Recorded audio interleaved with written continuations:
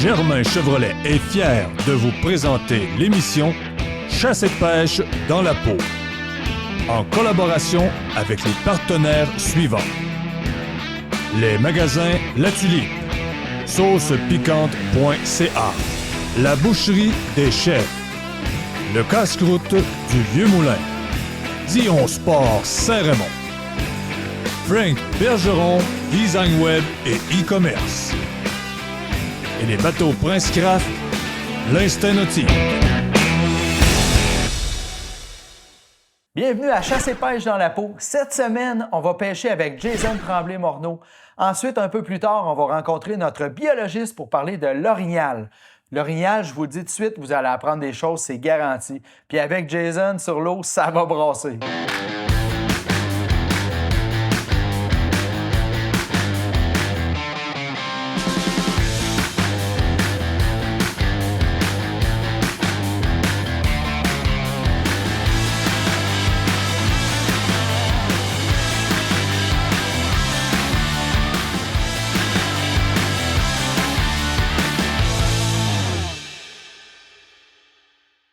Je vais vous parler de Jason Tremblay-Morneau, un chasseur très connu, un chasseur apprécié des gens qui aime partager sa passion et ses trucs. Peut-être que vous ne le savez pas, mais son père et lui font la pêche commerciale depuis plusieurs années. Et puis un peu plus tôt cette année, j'ai eu l'occasion d'aller tourner avec et toute son équipe la pêche à l'oursin. L'oursin, pour vrai, avez-vous déjà goûté à ça? Moi, c'était la première fois. J'ai adoré, j'ai trouvé ça très, très bon. Et puis, ça brassait sur le bateau. J'ai appris énormément de choses. Alors, on va aller écouter le reportage, puis j'espère que ça va vous en apprendre aussi.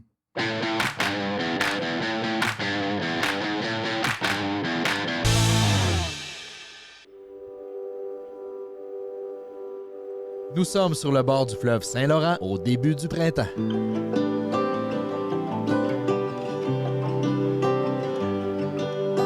C'est le premier jour de la saison pour la pêche à l'oursin.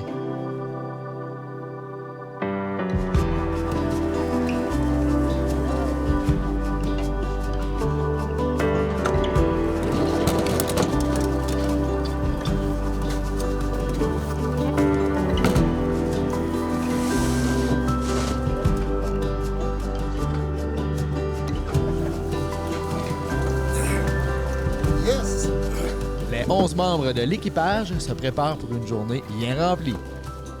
Parmi ceux-ci, il y a 4 plongeurs du Nouveau-Brunswick.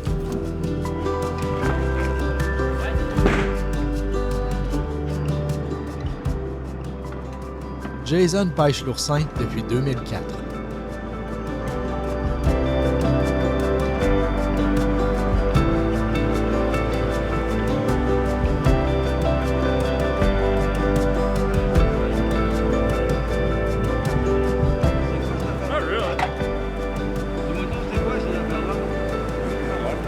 It's an urchin ring, so that's what we use on the bottom to actually harvest that. So it's an extension of your arm, yeah.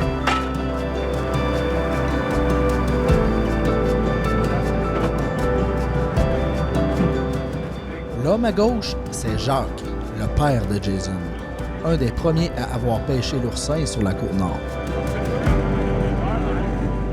Fait que là-bas, il y a comme des battures, dans le fond, c'est que... Écoute, si on voit de la bande de sable qu'il y a là-bas, là, elle se prolonge dans l'eau. Puis au bout de ça, il y a des courants, c'est là que l'oursin est. Fait que c'est dans ce coin-là qu'on s'en va. Là. Le courant, il arrive là, puis il se nourrit dans le fond. Ouais, ben l'oursin, lui, il bouge pas. Là. Il est dans le fond, mais il grouille pas bien. Il bouge, mais écoute, c'est pas vite. Là. S'il fait ça d'une journée, c'est beau. Là. Fait qu'il se parque à quelque part, ce que c'est que l'eau amène de la nourriture. Fait que s'il te plaît, s'en va là, l'eau arrive avec des algues, tout ça, puis ça colle après les oursins, puis c'est comme ça qu'ils vont manger. Là. L'oursin fait partie de la même famille que les étoiles de mer. On peut le pêcher dans l'hémisphère nord du globe.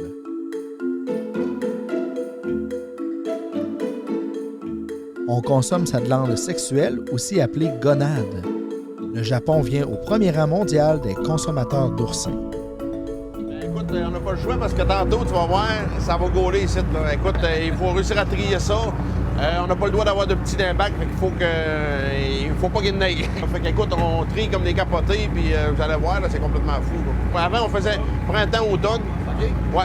Mais là, à cette heure, ben, on est dans le parc marin, fait qu'on a le parc, puis nous autres, on a parlé, puis on a fait faire justement un nombre de jours de pêche. Fait qu'on a le droit à 18 jours de pêche à cette heure. Fait qu'on on est capable de toutes les faire le printemps. Avant, on pêchait 80 jours de pêche avant. Là.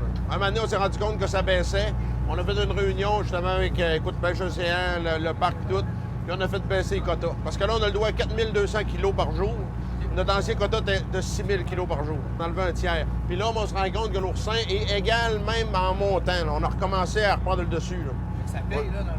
Ben, c'est ça qui est le fun. C'est parce que là, si on aurait continué comme avant, ben, il y en aurait peut-être déjà plus là. Tandis que là, ben, on sent que ça va s'étirer dans le temps. Là. Yeah, I own an urchin license in New Brunswick, and I dive. I just finished my season just before I come up here. So. It's been a long time you do this? I've been diving for urchins for probably 20 years, yeah, off and on. I've just come up here. This is my 3rd year up here, so.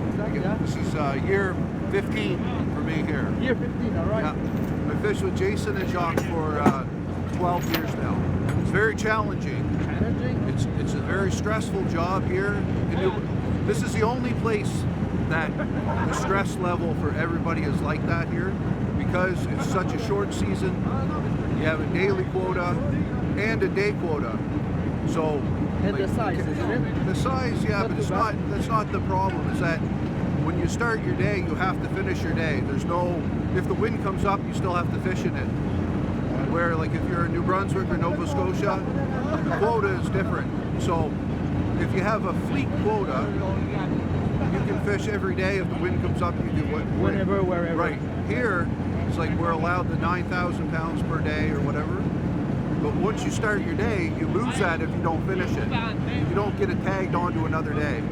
So it's very stressful because Jacques makes his income, all his income for the year in our 18 days fishing. Crazy. So the stress is just, so the challenge and the stress is just makes this place a lot different. But I mean, it's beautiful here too. I mean, it's part of my life now, right? That's a thing, yeah. It's unbelievable diving.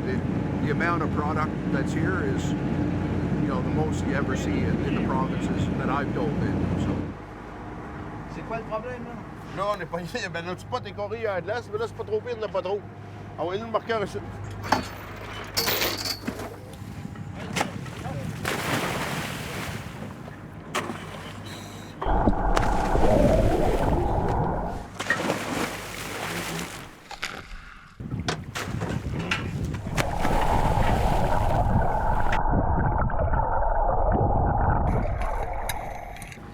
Faut tout le temps qu'on les watch. Jacques est tout le temps en train de les watcher. Fait que même les caméras, important, vous arrangez pour jamais vous mettre dans la vision à Jacques. Normalement, il n'y a pas de trouble, mais il faut tout le temps faire attention. Oui. Fait que chaque plongeur a sa couleur. Nous autres, on sait tout le temps sont rendus où. Mettons qu'il y en a un qui sort, on voit un autre ballon, on le sait où ce qui est rendu. C'est tout le temps marcher pour pas qu'on le passe dessus. C'est ça le plus important. Parce que là, on voit une ballonne, mettons qu'il est là. Mais là, on a un courant comme ça, on a un courant descendant. Le plongeur est à peu près 50 pieds en avant de la ballonne. Nous autres, on le sait, mettons, c'est marqué « passe pas là avec le bateau », là, parce que comme ici, là, on a 14 pieds d'eau ici. Puis en avant de la ballonne, il y a 6 pieds d'eau. Le bateau en tire 4. Fait que si le plongeur est là, il y a ça du jeu pour passer. Fait qu'il faut pas jamais passer là, sinon on va l'écraser. C'est pour ça que, dans le fond, mon père, on y parle jamais, il est tout le temps concentré. Nous autres, on s'occupe de gérer le pont, on s'occupe justement pour pas qu'il soit déconcentré. Fait qu'il faut fournir, puis il faut que ça aille bien. Puis lui, il gère la roue pas mal. Comme là, tantôt, Tim, j'avais demandé de tirer sa ballonne. Ça, c'est dans le fond, nous autres, c'est un code qu'on s'est fait. Quand le spot est bon, bien, il tire comme ça. Moi, je sais que je peux envoyer mes autres. Comme là, Shane, il veut des sacs. Quand ils font ça, sac. Fait qu'on va aller à Shane.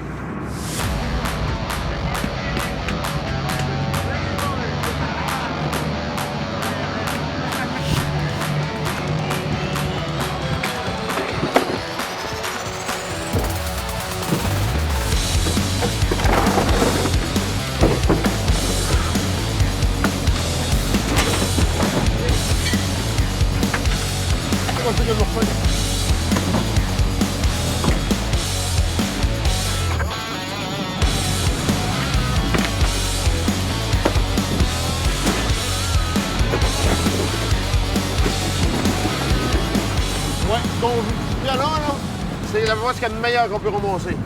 Nous autres, ils mangent ça, là, puis on voit qu'il y a comme des traces dedans un peu partout. Les épines sont courtes aussi. Dans le fond, les oursins, des fois, les épines peuvent venir longues de même. Oui.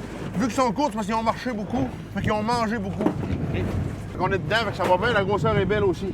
Ici, tout ce qui est petit, passe-doigt, tu retombes à l'eau. Puis là, il en tombe pratiquement pas. Fait qu'on pêche pas dans le vide, fait que ça va bien.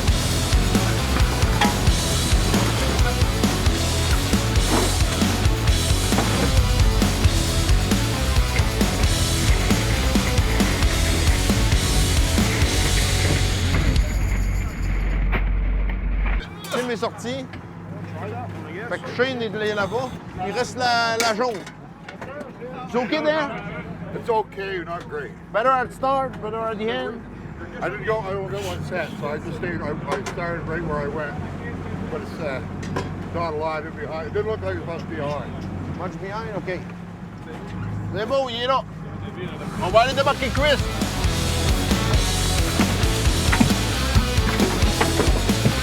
Get ready, Chris. We pulled this out before, make sure.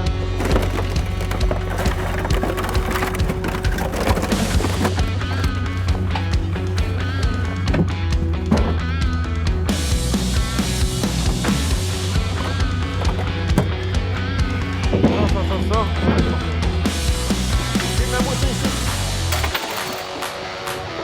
Parfait. Ici, il n'y en a pas gros. Là. Des fois, c'est 4 fois pire que ça. Tu sais, ici, tu fais une tank de 20-25 bacs. Normalement, ça va ressembler à ça, mais quand c'est fini. Là. Il y a des tanks, j'ai fait 65 à 80 bacs. Une tank. Imagine, là, c'est x4 quasiment. Là. Puis, c'est ça. Mais l'idée, c'est que, à ce temps, avec un quota, on est mieux de viser. Avant ça, on visait en ramasser.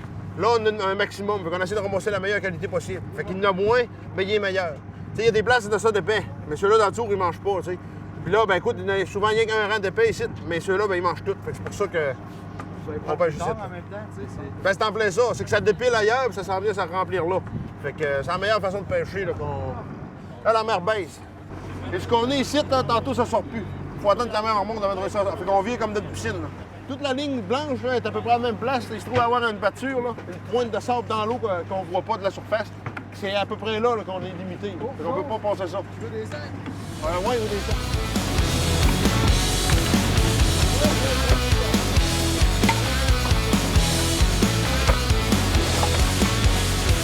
Faut le spot qui est ici dans l'arrière du marqueur.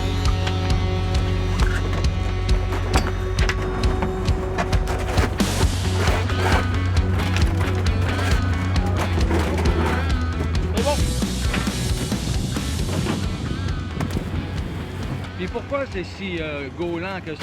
On peut pas prendre plus de temps? Ben, c'est parce que là, non, on peut pas, parce que le courant, là on est sur la mer basse. La mer abaisse. Là, il a sorti des roches, le gars. Fait que ça bloque le courant. Fait que là, ce que ça fait, c'est qu'on est capable de plonger. Mais là, mais que la mer remonte, l'eau va passer par-dessus ça, puis on va se faire ramasser bien raide. C'est une rivière, là. On la voit sortie de la rivière là-bas, là. C'est à 1 kilomètre de large. Fait qu'aussitôt que l'eau passe par-dessus les roches, là, t'es plus capable de rester là. Les plongeurs partent au courant. Fait qu'il faut se dépêcher avant que le courant bouge. Ils travaillent au fond là, eux autres, c'est fou, là.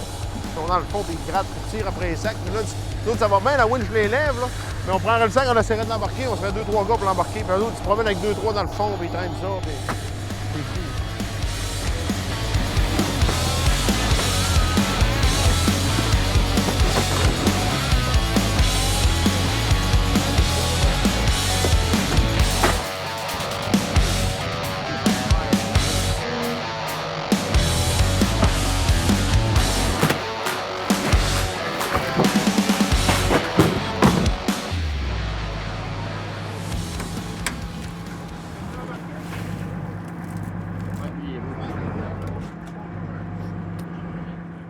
Mais la fin, c'est que là, on peut pas trop le tirer parce que dans 2-3 semaines, ils vont commencer à pondre.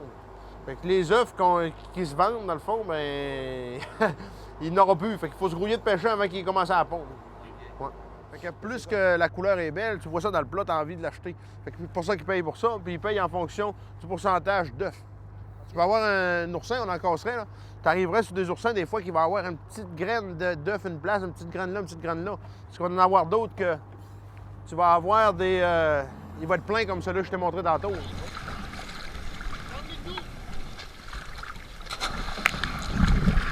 Au fond, là, la corde, elle commence à être molle. On voit qu'il y a une loupe dedans. Là.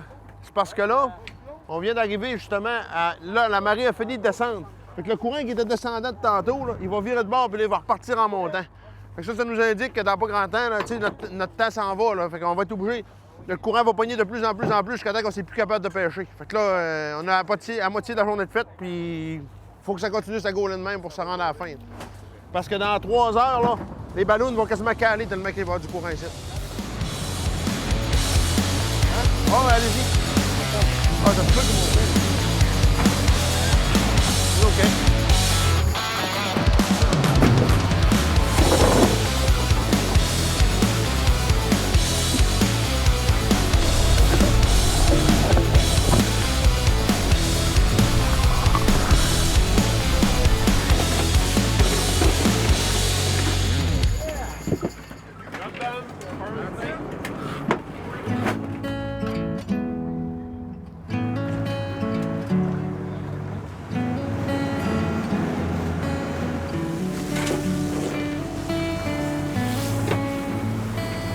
L'idée, c'est de sortir d'ici, là, maintenant.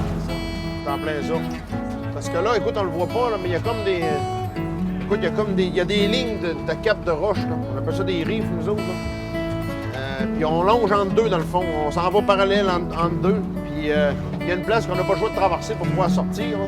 Puis là, ben ça va cogner où ça va passer. C'est ça qu'on va voir, là. Ici, à quelque part, souvent, on monte à 4-5 pieds, là. On est pas bien loin de là, là.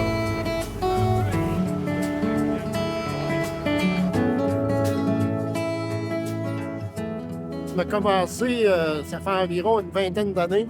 On a commencé dans la misère, on a commencé avec je veux dire, un peu, OK, on vous donne des permis, puis on s'est lancé là-dedans. Au début, on n'avait pas de marché, on a travaillé avec des Cambodgiens pour réussir, mais ce qui était important, c'est de trouver ce que l'oursin mangeait. En trouvant ce que l'oursin mangeait, bien là, à partir de là, on était capable de se concentrer, surtout pour la qualité, là. Une des meilleures qualités au monde, Saint-Laurent. Les Chinois, là, ben, ils l'aiment bien. Ils aiment bien, là. Ils aiment bien Saint-Laurent.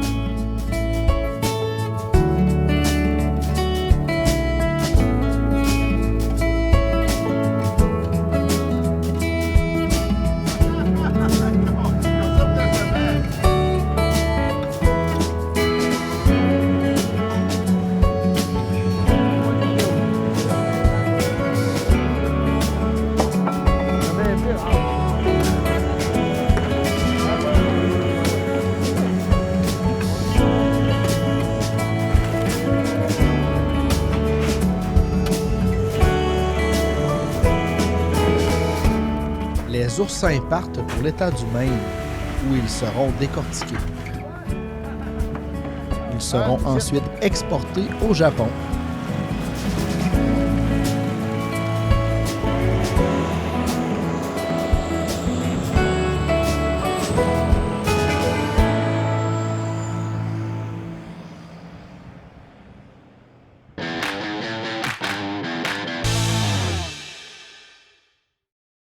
Un orignal, c'est beau, c'est gros. Pourtant, ça mange juste des petites feuilles, hein? Il faut que ça en prenne énormément pour pouvoir avoir toute son énergie dans une journée. Donc aujourd'hui, on va rencontrer un biologiste du ministère. On va parler un peu du cycle de ruminage. Comment ça se passe à l'intérieur? Dans une journée, combien de fois qu'il peut manger, ruminer, etc. Donc on regarde ça tout de suite.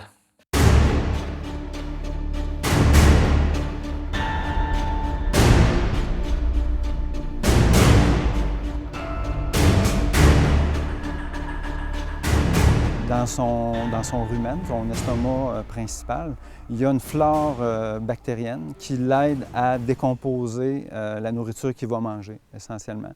Donc, il va brouter la végétation, il va la mastiquer, puis il va l'ingérer. Puis, donc, la nourriture va, avant de pouvoir cheminer dans son tractus digestif, elle va remonter dans sa gueule, puis il va la remâcher à quelques reprises comme ça. Donc, on appelle ça des cycles de rumination ou la rumination.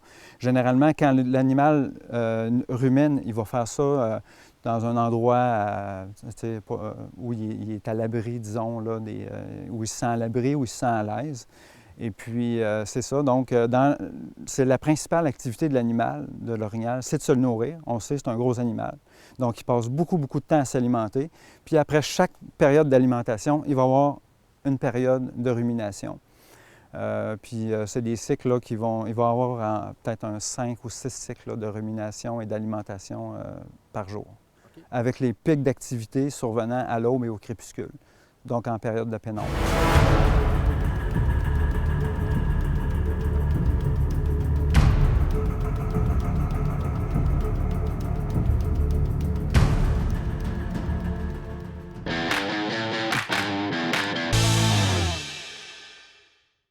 C'est tout pour cette semaine. J'espère que vous avez passé un beau moment et que vous avez appris des choses. On se revoit la semaine prochaine pour un autre épisode de Chasse et pêche dans la peau.